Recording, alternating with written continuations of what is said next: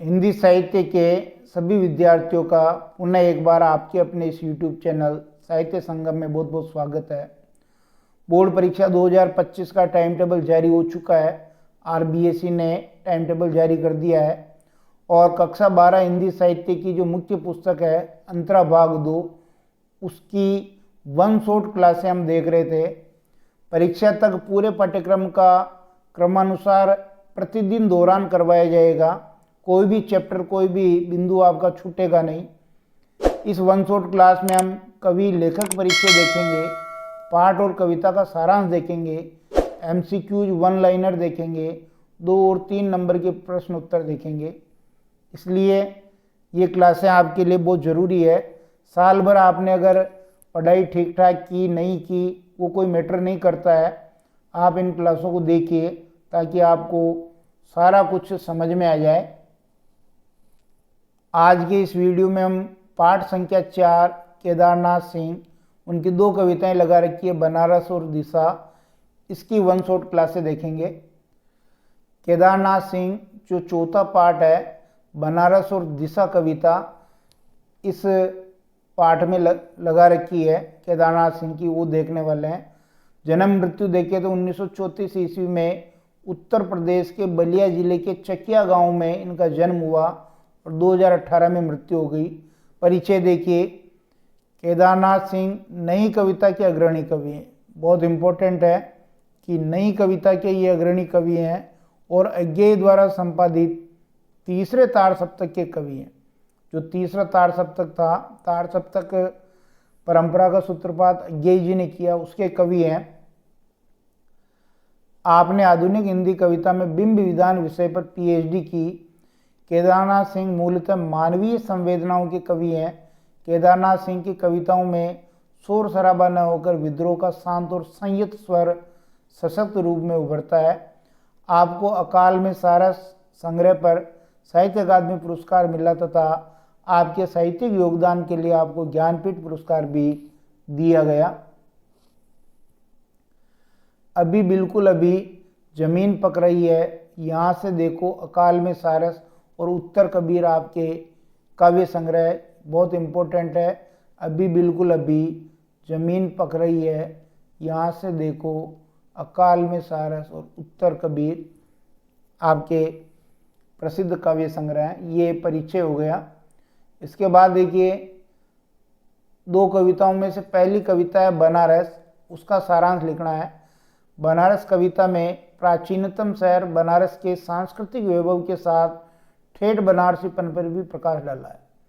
यानी जो भारतीय संस्कृति है और वो भारतीय संस्कृति में बनारस का क्या योगदान है उसका यहाँ वर्णन किया गया है।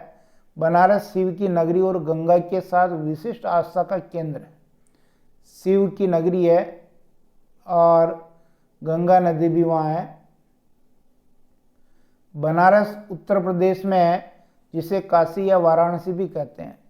कवि ने वसंत ऋतु के आगमन होने पर बनारस शहर का वर्णन किया है। बनारस में गंगा है, गंगा के घाट हैं, मंदिर और मंदिरों और घाटों के किनारे बैठे भिखारियों के कटोरे जिनमें वसंत उतरता है का चित्र बनारस कविता में अंकित हुआ है। इस शहर के साथ मिथकी आस्था, काशी और गंगा के सानिध्य से मोक्ष की अवधारणा जुड़ी है। गंगा में बंधी नाव, एक और मंदिरों घाटों पर जलने वाले दीप तो दूसरी तरफ कभी न बुझने वाली चिताग्नि, उनसे तथा हवन इत्यादि से उठने वाला धुआं, यही तो बनारस की पहचान है। यहाँ हर कार्य अपनी रो में होता है। आस्था, श्रद्धा, विरक्ति, विश्वास, आश्चर्य और भक्ति का मिला जुला रूप बनारस है। काशी की अति प्राचीनता, आध्यात्मिकता एवं भव्यता के साथ आधुनिकता का समाहार बनारस कविता में मौजूद है। यह कविता एक पुरातन शहर के रहस्यों को खोलती है। ये बनारस कविता की विशेषता है। दूसरी कविता है दिशा, इसका सारांश देखेंगे। दिशा कविता में कवि पतंग उड़ाते बच्चे से हिमालय की दिशा पूछता है, तब बच्चा बाल सुलभ उत्तर देता है कि हिमालय उधर है जिधर उसकी पतंग भागी जा रही है। दिशा कविता का संबंध बाल मनोविज्ञान से, बहुत इंपॉर्टेंट है, बाल मनोविज्ञान से इसका संबंध है। पतंग उड़ाने वाले बच्चे को हिमालय की दिशा से कोई लेना देना नहीं है, उसे तो पतंग उड़ाने के आनंद से मतलब है। हर व्यक्ति का अपना यथार्थ होता है, बच्चे यथार्थ को अपने ढंग से देखते हैं। कवि को बच्चे का बाल सुलभ संज्ञान मोह लेता है, उसकी पतंग जिस दिशा में बढ़ती है वही उसके लिए सत्य है। मतलब बच्चा जो है वो तर्क पर ज़्यादा विश्वास नहीं करता है, जो उसके मन में आता है वो सीधे सरल भाषा में बात करता है। कविता में बाल मनोविज्ञान, बालक की सहजता और उसकी आत्ममुग्धता का वर्णन है। कविता में तर्क के लिए कोई जगह नहीं है, हम भी बच्चों से कुछ न कुछ सीख सकते हैं। इसके बाद देखिए वन लाइनर। पहला प्रश्न, किस कविता की कविताओं में शोर शराबा न होकर विद्रोह का शांत और संयत स्वर सशक्त रूप में उभरता है? तो उत्तर होगा आपका केदारनाथ सिंह। दूसरा प्रश्न, दिशा कविता का संबंध किससे है? बाल मनोविज्ञान से है। पतंग जो उड़ा रहा बच्चा, उस पतंग उड़ाने वाले बच्चे के मनोविज्ञान से संबंधित एक कविता है। कवि ने बनारस शहर में किसके अचानक आने का वर्णन किया? बनारस शहर में अचानक आता वसंत, और जैसे ही वसंत आता है जो श्रद्धालु हैं वो वहाँ आना शुरू हो जाते हैं, चहल पहल शुरू हो जाती है। बनारस कविता किस कवि द्वारा रचित है? केदारनाथ सिंह बनारस कविता के कवि हैं। किस कविता में प्राचीनतम शहर बनारस के सांस्कृतिक वैभव के साथ ठेठ बनारसीपन पर भी प्रकाश डाला है? तो वो कविता है बनारस कविता। हर व्यक्ति का अपना यथार्थ होता है, बच्चे यथार्थ को अपने ढंग से देखते हैं, ऐसा भाव किस कविता में व्यक्त हुआ है? दिशा कविता में, जो बाल मनोविज्ञान से संबंधित है। दिशा कविता किस कवि द्वारा रचित है? केदारनाथ सिंह द्वारा ये कविता रचित है। केदारनाथ सिंह ने पीएचडी की उपाधि किस विषय पर प्राप्त की? आधुनिक हिंदी कविता में बिंब विधान विषय पर उन्होंने पीएचडी प्राप्त की। बनारस कविता में आया दशाश्वमेध क्या है? ये एक घाट का नाम है, गंगा नदी के घाट है ये। केदारनाथ सिंह मूलतः किसके कवि हैं? मानवीय संवेदनाओं के कवि केदारनाथ सिंह हैं।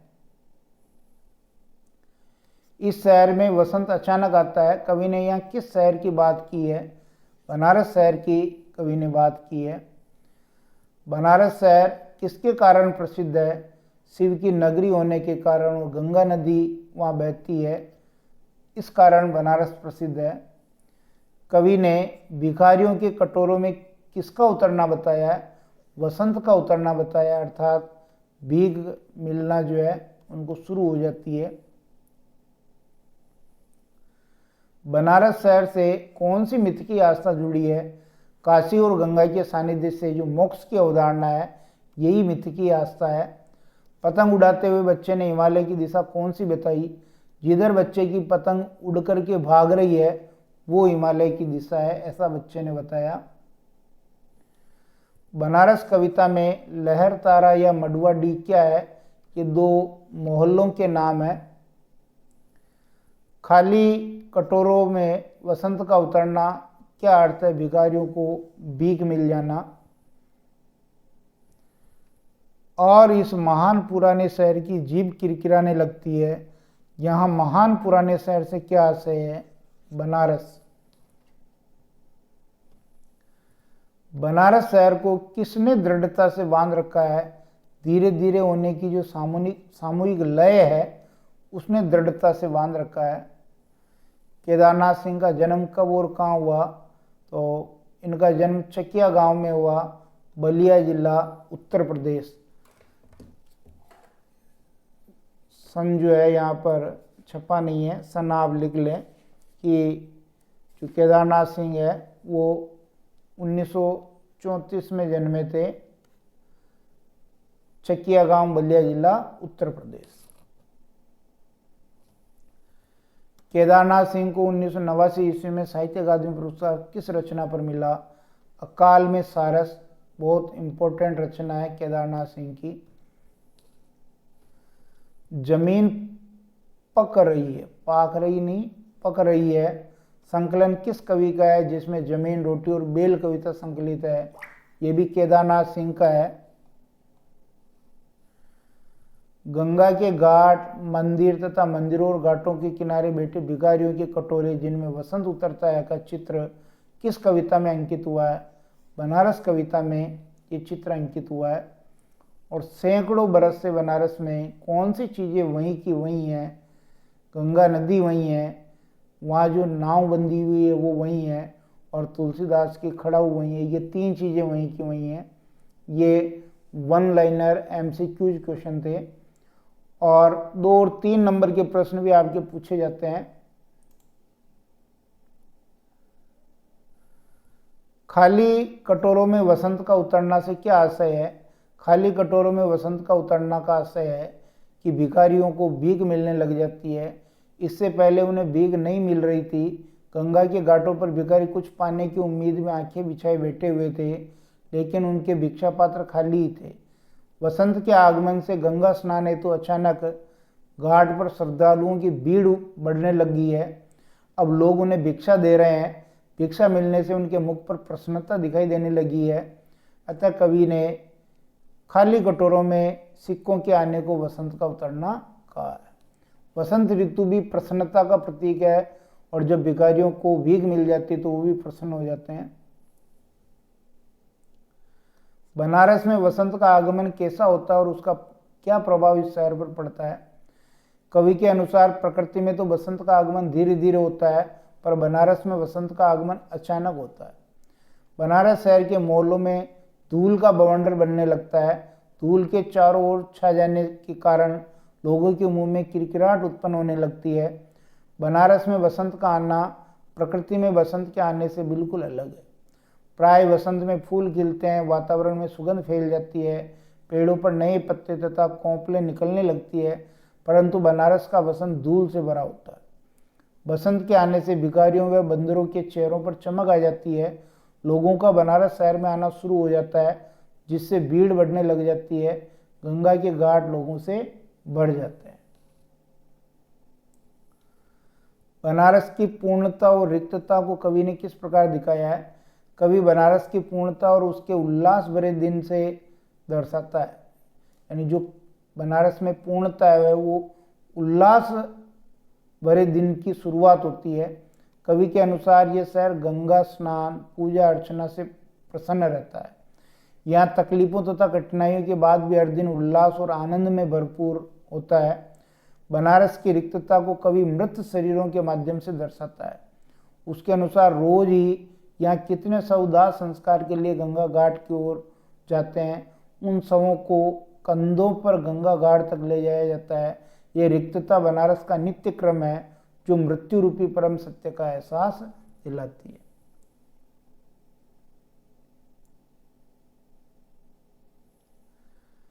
बनारस में धीरे धीरे क्या होता है और धीरे धीरे से कवि इस शहर के बारे में क्या कहना चाहता है? कवि के अनुसार बनारस शहर में धीरे धीरे धूल उड़ती है। यहाँ लोग धीरे धीरे चलते हैं। धीरे धीरे यहाँ मंदिरों में घंटे बजते हैं तथा शाम भी यहाँ धीरे धीरे होती है। कवि के अनुसार हर काम का धीरे धीरे होना इस शहर की विशेषता है। धीरे धीरे की यह विशेषता इस शहर को एकता के बंधन में बांधती है। धीरे धीरे शब्दों द्वारा कवि बनारस में हो रहे बदलावों को दर्शाता है। उसके अनुसार सारी दुनिया में तेजी से बदलाव हो रहे हैं। इन बदलावों की रफ्तार इतनी तेज है कि पुराना सब खो गया है। लोग स्वयं को इन बदलावों में झोंक रहे हैं। इससे हमारी सभ्यता और संस्कृति को नुकसान पहुंचता है, परंतु बनारस इन बदलावों से अभी तक अछूता है। वहाँ बदलाव हो अवश्य रहे, परंतु उनकी रफ्तार बहुत कम है। इस प्रकार आज भी बनारस की संस्कृति, विरासत तथा धार्मिक मान्यताएं वैसी की वैसी बनी हुई है। वह अपने पुराने स्वरूप को बनाए हुए है।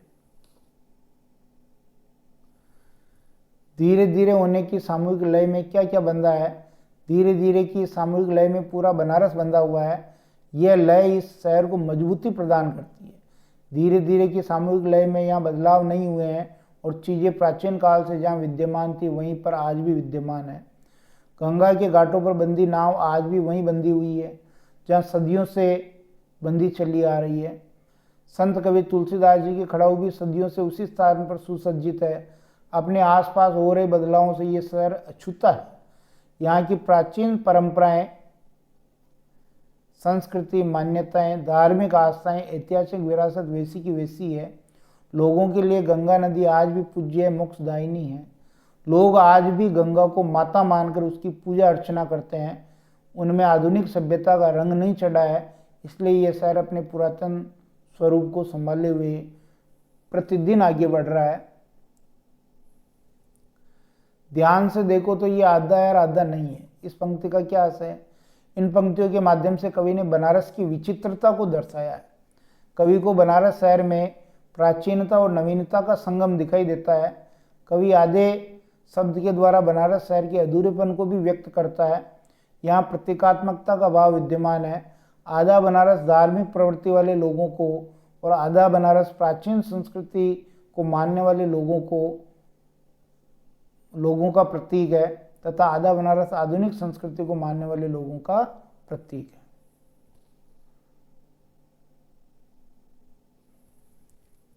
सही साँझ में घुसने पर बनारस की किन किन विशेषताओं का पता चलता है?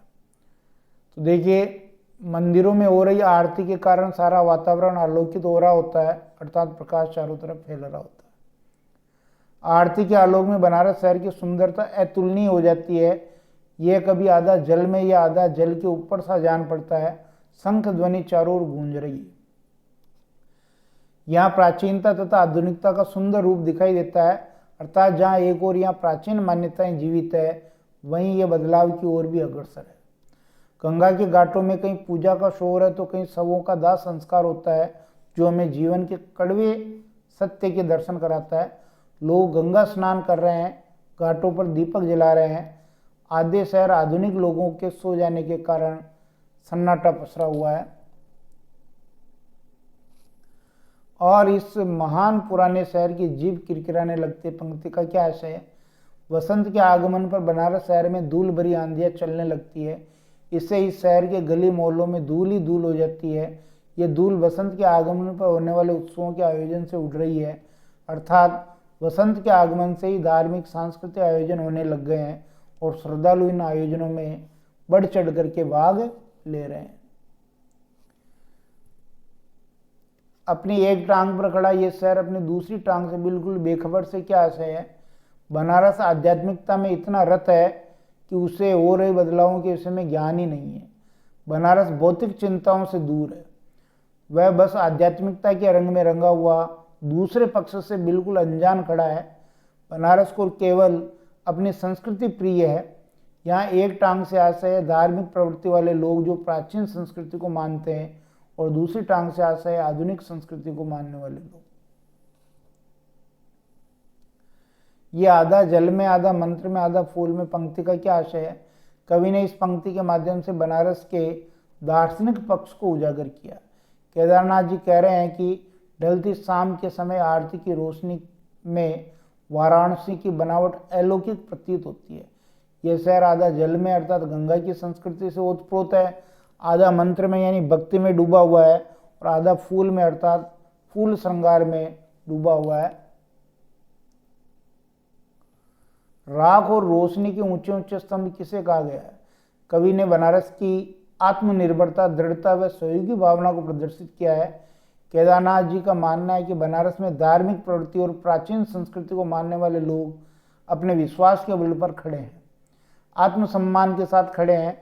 चिताग्नि की राख और चिता की अग्नि, मंदिरों में आरती के रोशनी के स्तंभ बनारस की आध्यात्मिकता, उसकी दार्शनिकता की पहचान है। ऐसी प्राचीन संस्कृति के दम पर ही बनारस अपना अस्तित्व बनाए हुए, बदलाव नहीं हुआ उसमें। उधर उधर उसने कहा पंक्ति का क्या आशय है? दिशा कविता में बच्चे का उधर उधर कहना प्रकट करता है कि जिस दिशा में उसकी पतंग उड़ी जा रही है वह उस ओर संकेत कर रहा है। बालकों का अपना यथार्थ होता है, वे विश्व अनुसार चीज़ों को देखते हैं। जिस दिशा में पतंग उड़ रही है वह उसी दिशा को जानता है। हिमालय की दिशा का उसे ज्ञान नहीं है, वह तो पतंग उड़ाने में मस्त है। उसके अनुसार तो जिधर उसकी पतंग उड़ रही है हिमालय की दिशा भी उधर ही है। मैं स्वीकार करूं मैंने पहली बार जाना हिमालय किधर है। इन पंक्तियों का भाव स्पष्ट कीजिए। प्रस्तुत पंक्तियों का भाव है कि कवि पहले ही जानता था कि हिमालय कहाँ है, अर्थात कवि को मालूम था कि हिमालय भारत की उत्तर पूर्व दिशा में स्थित है, परंतु बच्चे से इसके बारे में विपरीत दिशा जानकर मालूम हुआ कि जो मुझे पता है वह तो गलत है। हर मनुष्य का सोचने समझने का नजरिया तथा उसका यथार्थ अलग अलग होता है। उसी के आधार पर वह तय करता है कि क्या सही है। बच्चे के लिए उसकी पतंग बहुत महत्वपूर्ण थी। आनंद और उमंग में वो पतंग उड़ा रहा था। हिमालय की दिशा से उसे कोई लेना देना नहीं है। वह तो बस अपनी पतंग उड़ाने के आनंद में खो जाना चाहता है। उसकी पतंग जिस दिशा में बढ़ती है वही उसके लिए सत्य है। कविता में बाल मनोविज्ञान, बालक की सहजता और उसकी आत्ममुग्धता का वर्णन किया गया। दिशा कविता बाल मनोविज्ञान से संबंधित है। कैसे? कविता बाल मनोविज्ञान से संबंधित है क्योंकि जब पतंग उड़ाते बच्चे से कवि हिमालय की दिशा पूछता तब बच्चा बाल सुलभ उत्तर देता है। उसे हिमालय की दिशा से कोई लेना देना नहीं, उसे तो पतंग उड़ाने के आनंद से मतलब है। कवि को बच्चे का बाल सुलभ संज्ञान मोह लेता है। उसकी पतंग जिस दिशा में बढ़ती है वही उसके लिए सत्य है। कविता में बाल मनोविज्ञान, बालक की सहजता और उसकी आत्ममुग्धता का वर्णन है। कविता में तर्क के लिए कोई जगह नहीं है। ये जो प्रश्न है ये दिशा कविता और बनारस कविता के थे। वीडियो यदि आपको पसंद आता है तो विद्यार्थियों तक जरूर पहुंचाएं। धन्यवाद।